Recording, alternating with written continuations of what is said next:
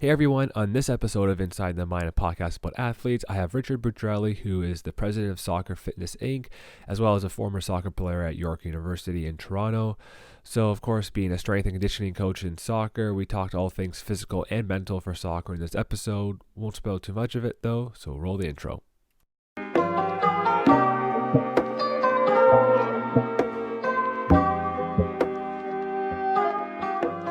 Obviously, soccer is kind of your main sport. What's kind of your history of soccer? Like, was it something you played growing up and then you got into coaching afterwards? And what's kind of your timeline? I played, as a kid, club soccer, and I played in university at York. Okay. While I was there, and I was studying kinesiology at the time, and I was also at the same time I had started coaching. The head coach of the team at York was a technical director in the club that I was with, and so he brought in me and a bunch of other players that, like, he wanted to get some of the younger players involved as coaches.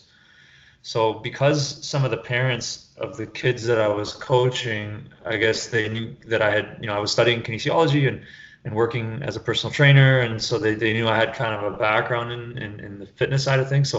So they started offering me, if I wanted to stick around and train their kid after practice, right? Mm-hmm. So that's how I started being a fitness trainer for soccer, and then eventually some of the teams, like the coaches of the other teams from the same club, that saw what I was doing, and they said, well, will you train my team? And I said, sure. And by the time I finished my undergrad, I kind of had this little part-time business going. Yeah. And I figured, if I've done this well with it, just part-time, whatever, maybe I'll throw myself into it, 100% and see what happens. So anyway, that's how I started. Yeah, a lot like kind of like, I think like as a soccer player, if you want to get to the high level, it has to be something that you love. And it seems like for coaching, it was something that you love, and that kind of allowed you to take that step into making it a full-time gig kind of.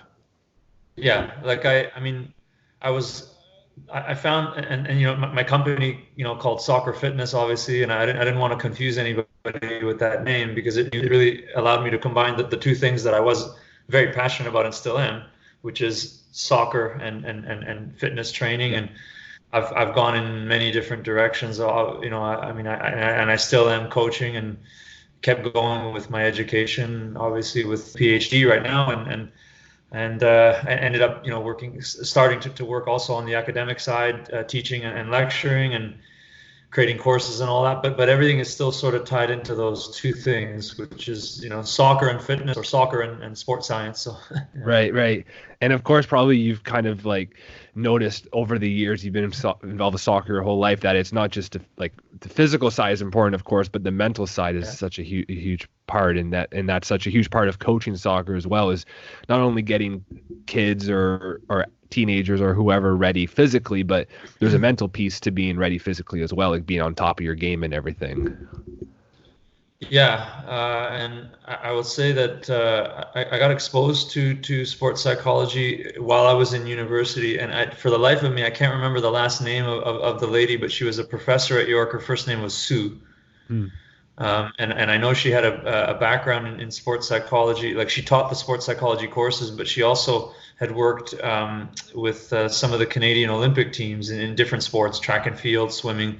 And through that, work and everything, she ended up also working with a lot of the varsity teams at York, and so we were kind of lucky to have her. So I didn't know much really about psychology when I was in school, but I think some of the stuff that I learned from her, including some psychological skills training and things like that, I think it really helped me as a player in my last couple of years there.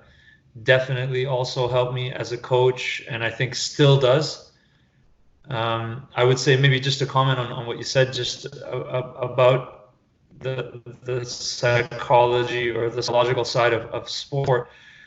I think in soccer, and I've worked at many of the higher levels, I've worked with the women's national team, I've worked with TFC, with Ottawa Fury. I've been even I'll stick with Canada for now before I talk about other countries. But I think that the content is not taught to coaches. Hmm. And so a lot of times what you have is you have coaches that sort of think or fancy themselves as understanding psychology, and they'll say, well, I know how to motivate my players, and I know what they need, and so they sort of think they know, but I don't really think that they do. And I think in coach education for sure. Yeah. Yeah, yeah. And what position were you playing when you were at York? Were you striker, defender, midfielder, goalie?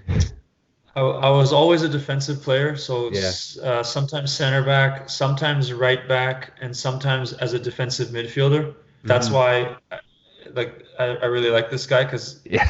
he was kind of a bit of a role model for me. But yeah, I mean, I was in good shape. I think it's maybe what drew me to the physical side of things, because any of the teams I played in, usually I was technically maybe one of the least skilled.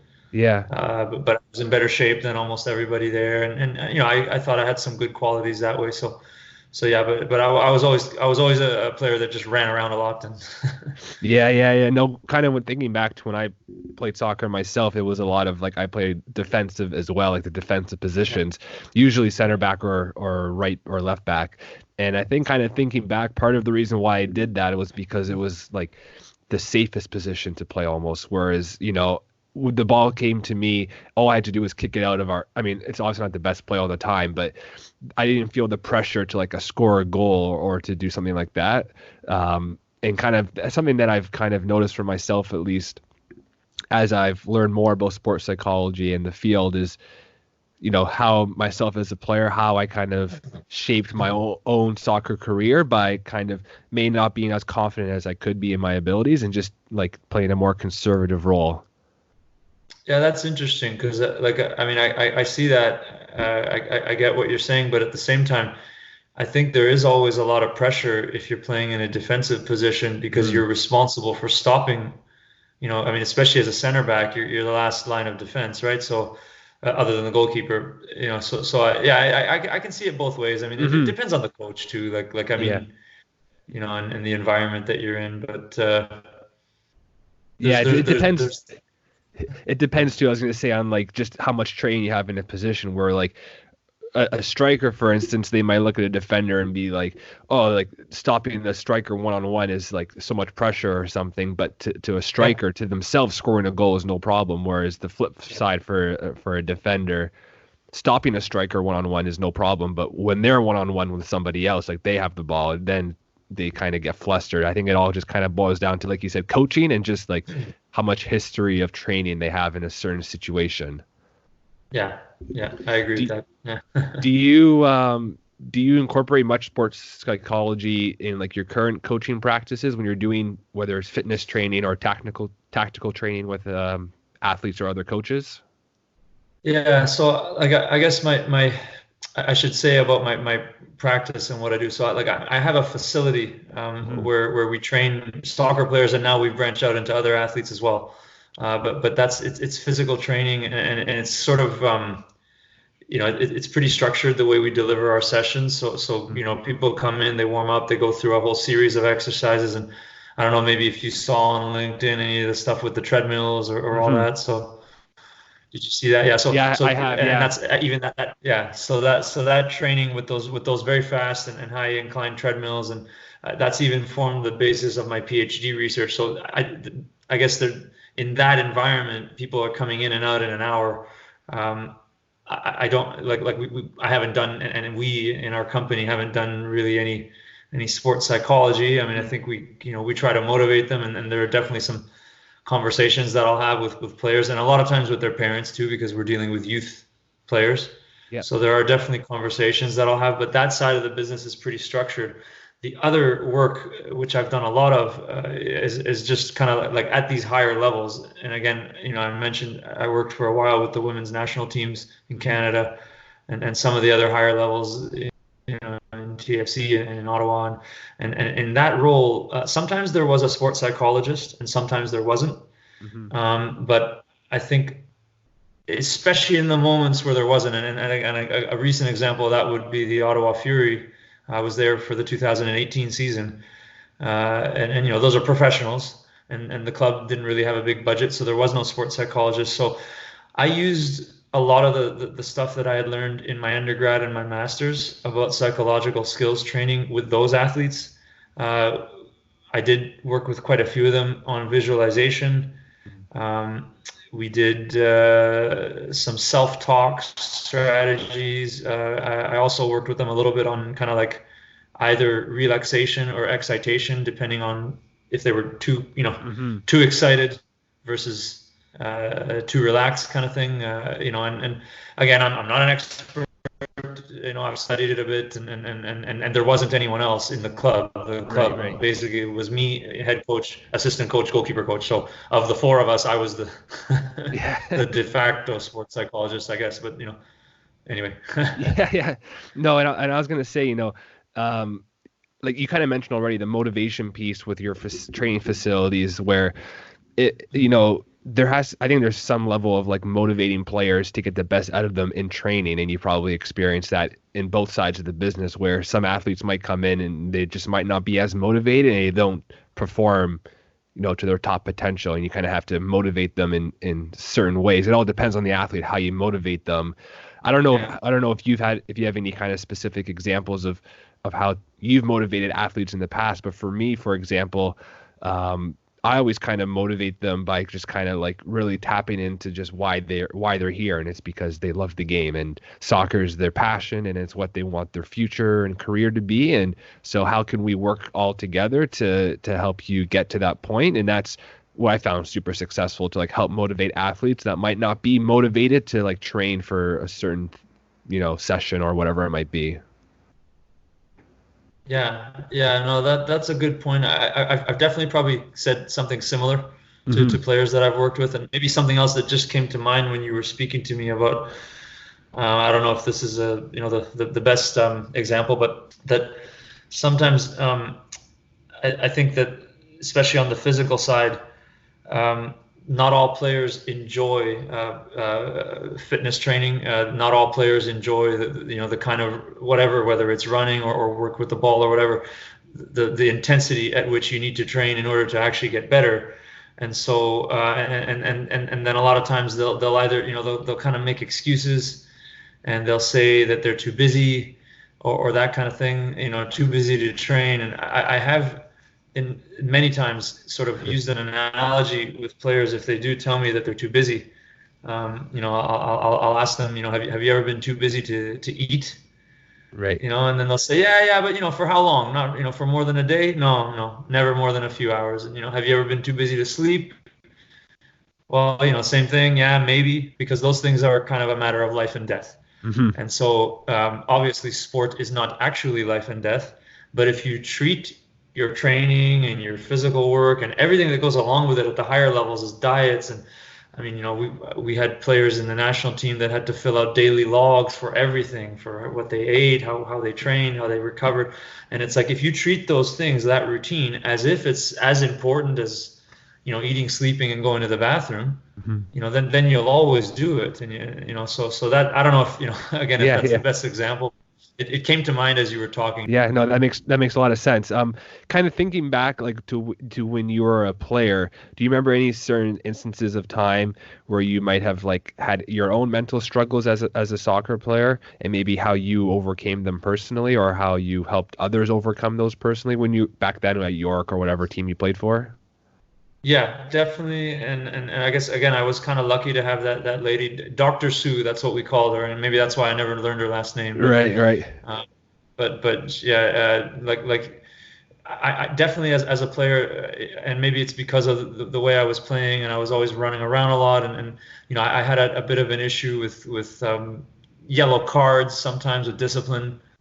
I would foul here and there, sometimes get a little too physical, and sometimes I think those things would affect me too when I had the ball, because I'd be angry about something that somebody did. And I didn't really argue a lot with referees, but I definitely got very physical with opponents. And so the self-talk strategies that Dr. Sue suggested for me to use were really helpful. And I mean, I remember very clearly that I once I became aware of, like, she called it arousal, basically the idea of being too excited. and that you need to, if that's the way you are when you're playing and you're too excited or too aroused, then you need to calm down. And so I had self-talk, which was literally just telling myself, relax, play simple. Right. So that those two, those three words, the two little things to say to myself, definitely helped me a lot. And probably my fifth year at York, I stayed healthy, which was one good thing, but also that, I became a captain that year. I think I probably had my best season, and again, I wasn't like a great player or whatever, but I thought it did help me. So, yeah. Yeah, it's no surprise then why you have the Gattuso jersey behind you if you're getting yellow cards every game. Because I was actually, I go on Reddit a lot and go on their soccer community there, and one guy had posted a Gattuso video, I think today, and I went back and watched all his highlights actually earlier this morning, and all like his best fights and everything. So it definitely, it rings true if he was your role model, why you had so many yellow cards. It's unbelievable because I literally like the first few times that I watched him, I guess I was maybe about 18, 19, and I was like, man, I really like this guy, and then I played at York in the early 2000s, and that was, I guess, right around the time that his career was sort of taking off. So I really liked him because I just felt like I like a kindred spirit of mine or something. But anyway, yeah. He's like the I've grown out of that. He's like the stereotypical like Italian soccer player, right? Like just right. like emotional, like charismatic, in your face, and a little dramatic maybe, but it won them a bunch of Serie A titles and Champions League, so he had to have done something right. Yeah. You can't argue with that. Yeah. One thing I just wanted to say, it was interesting how you said how. One thing I wanted to touch on, how like if your arousal level was too high and you wanted to bring it down. One thing that I focus on in kind of my work is kind of getting that optimal level of arousal. So I don't know if you had any experience with this as well, but it's one thing to bring an athlete, say they're on a scale 1 to 10. If they're at a 10, you want to bring them down. But you also want to bring them up if they're at a 1, because you don't want athletes, of course, to be like too relaxed or too unfocused. You want to have maybe between like a 6 or a 7 where they're relaxed but focused at the same time. And that's something that I mean, right now I'm kind of in a journey of training for some tennis tournaments. And what I found is at the beginning, I was like a 10 on the arousal level scale, and I was like jumping all over the court and everything. And then my coach said, just bring it down a bit and tone it down and just get a little bit more calm. And what happened is I went way too calm, and I was just like missing shots because I was just so relaxed, almost too relaxed, right? So that's some recent personal experience, but definitely I think athletes of all levels, they've been through those challenges at least once in their life where they've either been too excited or just not cared enough, maybe in a sense, or too relaxed. It's about finding a happy medium, and I think it's harder than it sounds, I think, for people to find that happy medium. It takes a lot of trial and error and games and practices under your belt to know what your optimal arousal level is. Yeah, and I guess maybe the sign of a good coach would be someone that can really get their athletes to figure that out about themselves. Because I think this is another problem with psychology, like with the lack of education in psychology in coaching education courses, is that since coaches don't learn about it, they tend to kind of give a one size fits all strategy for all of their players. And so if that strategy is done to try to, I don't know, get people to calm down or whatever, then you're going to take those 6 or 5 out of 10 on the arousal scale and put them down to a 1 or a 2, and you're going to take the 10 out of 10 and put them down to a 5 or a 6. So it works for some, but not for others. And so to me, like, the only solution to that is better coach education in sports psychology. So then coaches can try to individualize the work that they do with players, bringing in a professional sports psychologist is the other solution. Right. It's just that isn't always practical because, of budget and all that. But yeah. So. No, yeah, I definitely agree that that the one size fits all approach is never really the best approach, especially when it comes to like athletes, because every athlete is so unique and every athlete has their own personal experiences they've been through that shaped who they are as a person. And kind of what motivates them and what gets them excited, what gets them nervous. So it might be cost effective for a team or an organization to have like a one size fit all approach. But if you want the best out of your athletes, you really got to get to know them on an individual basis and kind of tap into who they are as a person, like as a unique person, each one of them. Did you kind of go through any maybe mental hurdles when you started off as a coach or continue to go off as a coach? I know how you talked about as a player, your arousal level was too high. Did you feel that same sense as a coach at all, or was coaching more of maybe an easier transition for you to get into? Well, yeah, I mean, I guess because I spent some time coaching kind of like, in the club system and, with young players, as a head coach and all that. And I think I was probably okay. I mean, I was, again, maybe I was lucky that I started really with this guy who was the head coach at York and ended up starting his own academy. And he was very experienced and he was a good mentor.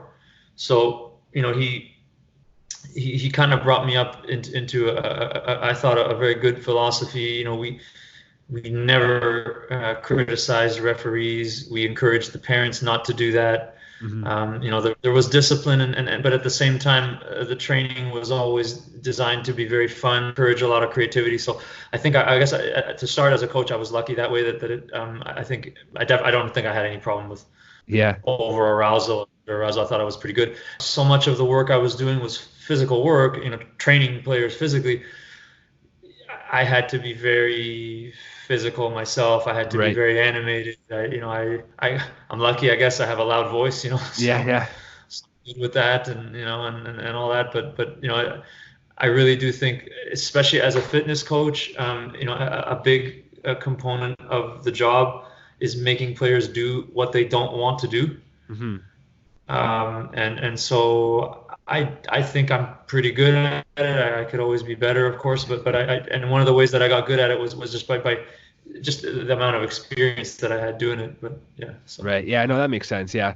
One thing that an interesting article that I read that you wrote was the one about how soccer fans are failing in Canada, or how the Canadian game is failing in some regards. Because did you like that one? Yeah. Yeah, it was a good one, and it really hit home and had a lot of good points. It's interesting because you always kind of hear in the news or whatever that like soccer is the most popular sport among like Canadian children. Like there's the most Canadian children playing soccer versus any other sport, including like hockey or basketball, maybe more traditional Canadian or North American sports, I guess.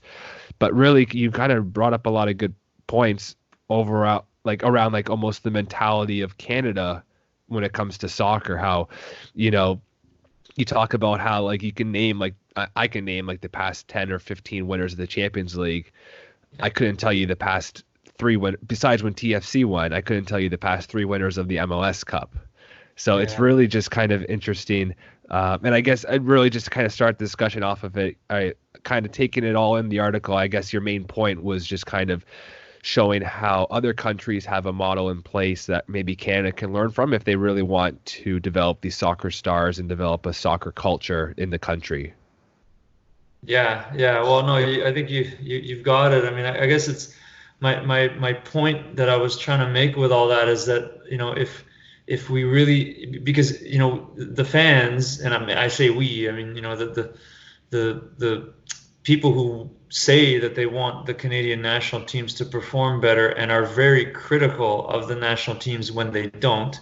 Mm-hmm. And so I wrote that article sort of, I started it in the summer when our women's team kind of, underperformed at the World Cup. And then of course, then you have, the men's team struggling against Haiti there in the Gold Cup. And so it was kind of like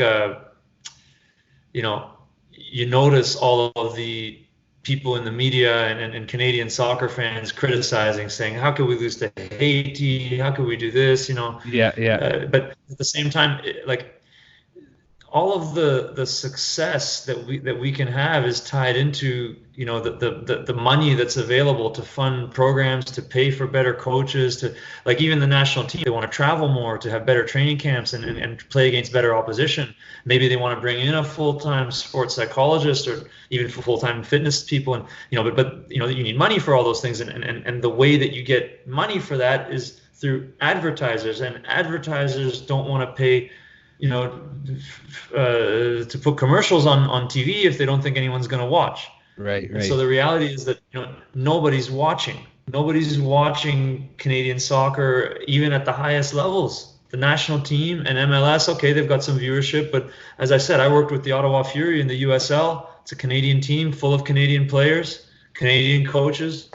Nobody, other than some people in Ottawa, nobody even knew, right? And so it's like, you want us to be better. You should be watching every single time there's a game. Watch the USL, watch the CPL, watch the universities, you know, like, and that's the culture that exists in other countries. So it's like, for me, don't criticize when we don't do well if you're, you know, literally part of the problem because you're not supporting it, you know? Right. So And the CPL, I think, was a huge step forward in that, where I think, I mean, correct me if I'm wrong, you probably know more about it than I do, but I think there's a certain requirement for each team has to have a certain number of Canadian players on it, or at least in the starting 11. And, you know, not to brag or anything, but I think Hamilton won their inaugural championship. So good for Hamilton there. And actually, the head coach is the guy that I played with at York. So there you go. Yeah. But yeah, those are all kind of good steps. And you mentioned a bit in your article too, but a lot of Canadians, just I think in general, don't know who like the major soccer players are. Like, if you look at it in the grand scheme of things, someone like Alphonso Davies, you know, is a Canadian superstar that's playing for Bayern Munich. He's 19 or 18 years old. Like, he's a super young kid. And if he was like French or Italian or, you know, God forbid, English, like, he'd have all the hype in the world with him, right? Because he was like the superstar in the making. But because he's Canadian and he comes from maybe a non-traditional country and doesn't have the backing maybe of the country as some of the European players would have, there's not that much hype around him. And even someone like Christine Sinclair, who's done so much for Team Canada as a woman, like, I know that maybe more people know who she is than I'm giving credit for, but if you look at the grand scheme of what she's done for women's soccer, she should be like an idol in Canada. And I feel like she isn't put on that pedestal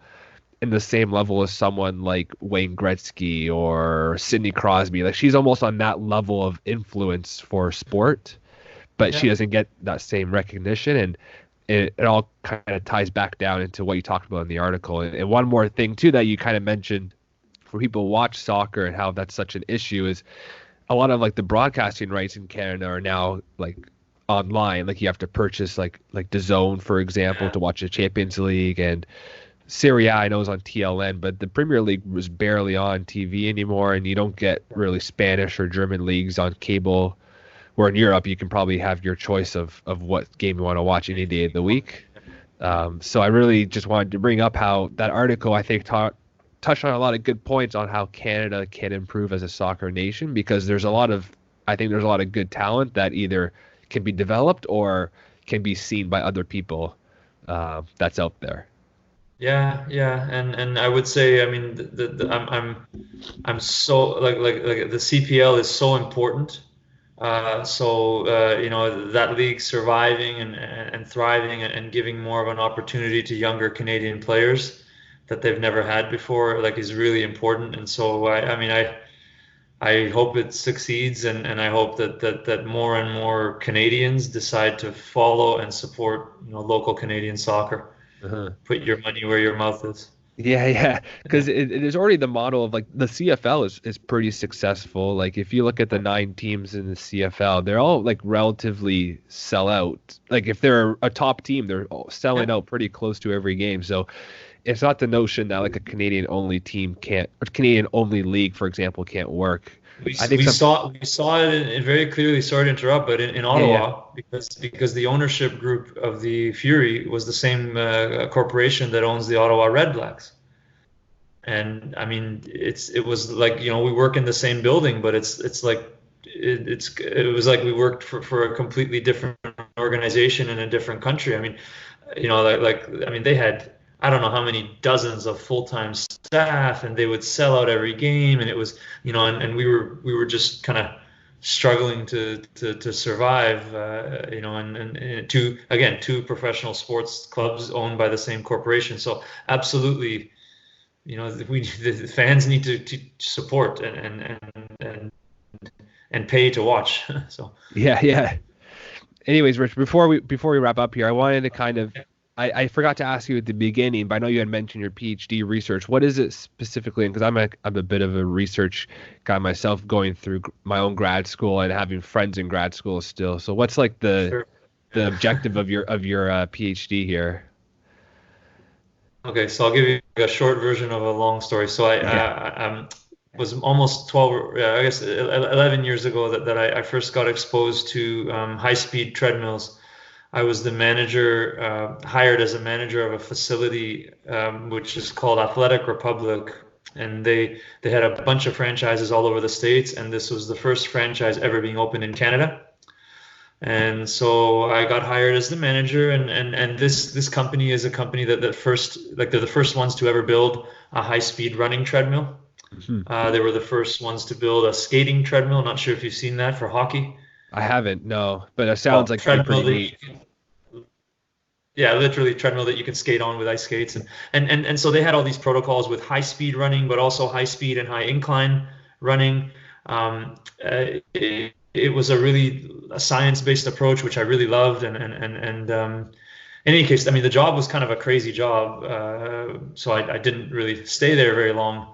But I loved, the treadmills. I went through the workouts myself, and I could see with a lot of the athletes that we were working how well it worked. And I saw that there was some evidence to support the effectiveness of the training, but it was really limited. And most of the research, actually, I'll say all of the research that had been done at that time, around 08, 09, all of the research had really just been descriptive, in the sense that they compared running on a treadmill to running on the ground, and they found that maybe, for example, that the treadmill activated the muscles that flex the hip a bit more, mm-hmm. And then there was also some evidence to show a little bit more activation of the hamstrings when you're running on level ground on a treadmill. So there were descriptive studies that suggested that training on a treadmill might be more effective than training on the ground. Mm-hmm. But there was nothing, actual, let's say empirically based, training based studies that compared two methods of training.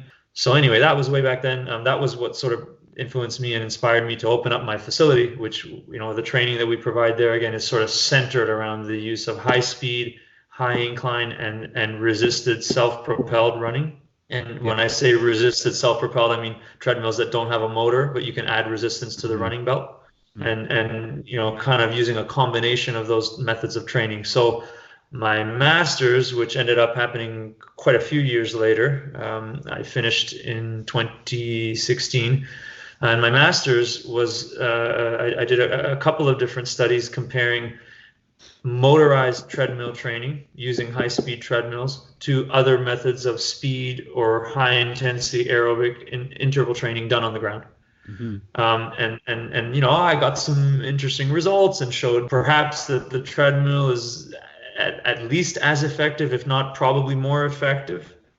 And this was in soccer as well, so I can't, right. I can't necessarily generalize. I can say in female soccer players, right, that training on a treadmill, high speed, high incline, or even just high speed on a relatively flat incline, is as effective or more effective than training on the ground. And so then the next step for the PhD was to start to look at the motorized, or non-motorized rather, treadmills.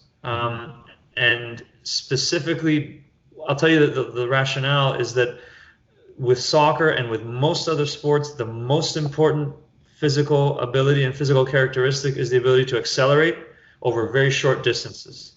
So in soccer, the average distance of a sprint is about 10 meters. I mean, you can look at other popular sports, baseball, football. I mean, basketball, it's even lower, but they all have to run very short distances very quickly. And so the conventional way to train to improve acceleration, one of the methods anyway, is with resisted sled training. So sled towing or sled pushing. Mm-hmm.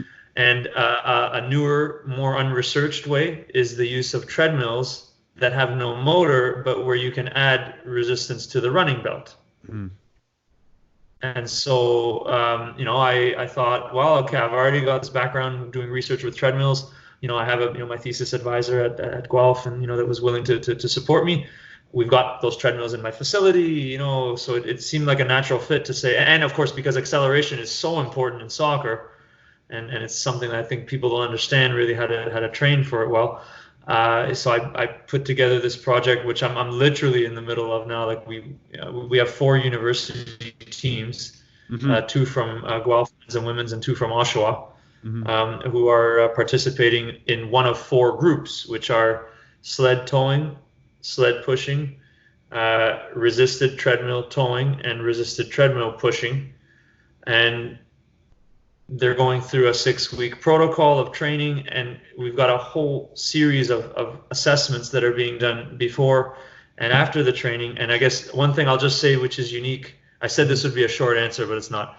So, this is too much to talk about. But something that's I would say is very unique about the training is not only are we assessing the effectiveness of these training programs on running speed and acceleration, all the kind of physical tests and even some of the biomechanical tests that can be done in a lab, how fast you can run, how much power you produce, that kind of stuff. We are testing all of those, but we're also testing the effectiveness of the training on the running and the accelerations that are done in soccer, and we're doing that using GPS. Mm-hmm. So we just finished a full-sided game on Monday. Mm-hmm. The men played the men in Guelph, and the women played the women in Guelph and UOIT as well.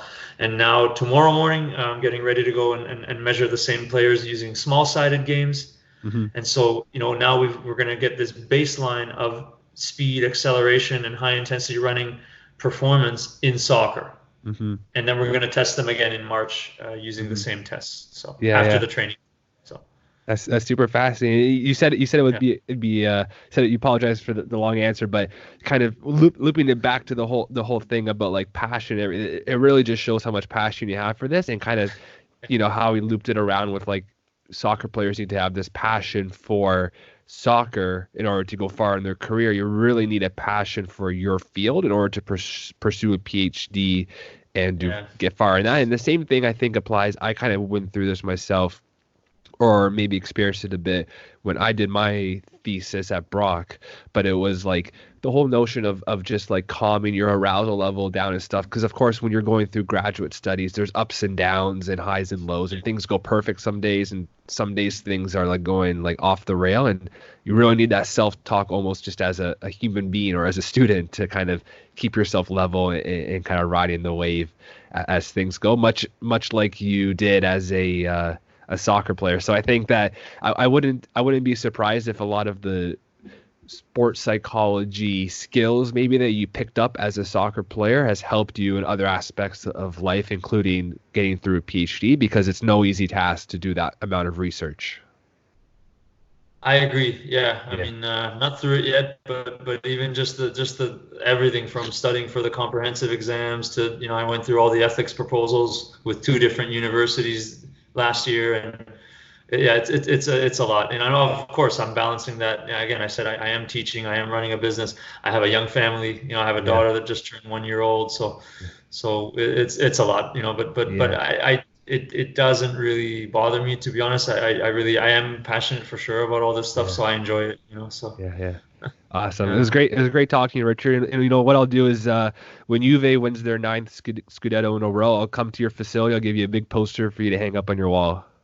No. We're gonna color the stripes red. No. We'll agree to disagree on that one. Yeah. Anyone who's listening or watching your video, if they wanted to learn a little more about what I'm doing, I would put I've got 2 websites. One of them is www.soccerfitness.ca, and then the new one, which is us taking the same protocols of training, testing, everything that we've done with soccer for the past 10 years and are now working with athletes from a whole range of sports, is www.speedtraining.ca, SPEED training.ca. Thanks, guys, again for checking out this episode. If you enjoyed any part of it, please share it with your friends and family, and I'll speak to you next time.